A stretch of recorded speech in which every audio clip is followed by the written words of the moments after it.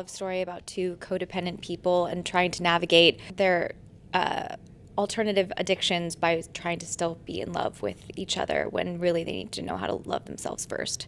And New York does play like a backdrop to that, but I think it's really about how we're really unable to be alone right now in terms of a society, and we're always using social media or booze or food or any sort of thing to lessen the fall of something, and these two people find each other in a way when they can't be alone and they end up together.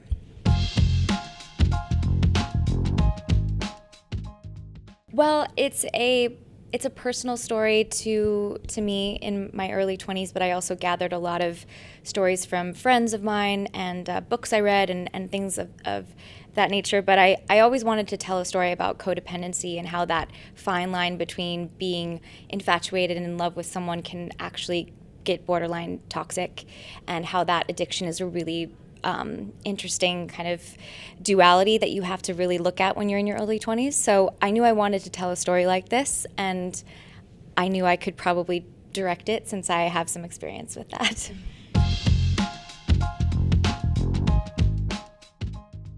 They have, and they cried. So that was a good marking of that I maybe did it okay. Yeah. Yes and no. I think as a disease with body dysmorphia and eating disorders in general, I think it is internal, and I think a lot of people come from it with the understanding that maybe it has to do with outside issues or vanity or comparison. And although that's a part of it, I do really think it's more about just numbing yourself.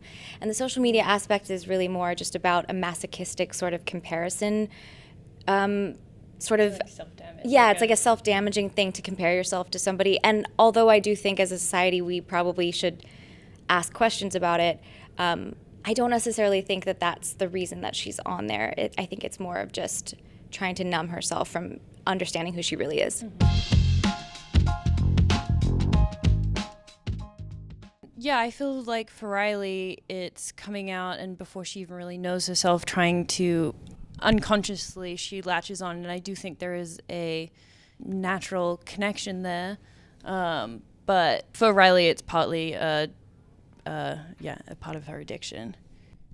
Yeah, I mean, I think initially there's just that really that spark between them, and then that they can't deny it. And then as time goes on, and you sort of start to see that the way that they use the relationship, what Ethan is searching for in his life is some sort of control. He feels like there's a lot of people in his life and things in his life that he can't control, and so he's constantly trying to do things and stay busy and do things for other people because it gives him a sense of like everything's going to be okay.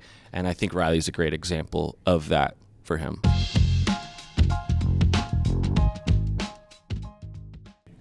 More than one night. Plenty of nights. Yeah, so many nights. So many nights and days, and that was almost a whole other shoot. Yeah, pictures. I feel like the pictures to me was supposed to serve a way of the duality of social media and how we kind of are imagining and looking at our lives a lot in pictures now in terms of Instagram, but also there's a good way of looking at it where you kind of remember moments in pictures as well.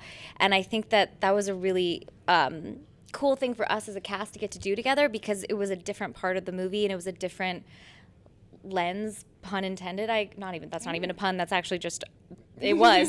And I think that was a cool way for us to all bond too and work together when we weren't actually shooting. We were just taking the pictures. So I think our first day of rehearsals, we went out that night to just have drinks and kind of hang out after the rehearsals, and we took a bunch of photos then, and then throughout while we were filming, even between shots when Thomas and I were just sitting on the couch talking.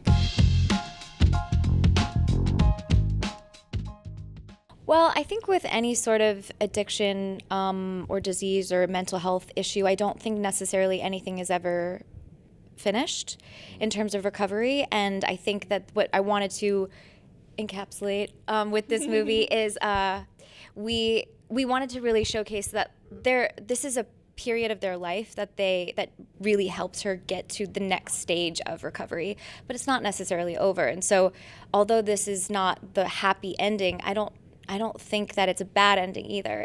It got her better, and it got her to the stage where she actually could look at herself in the mirror and not have to use someone else as her mirror. And I think that that's a romantic way of looking at any relationship. So I wanted to make sure that that was real.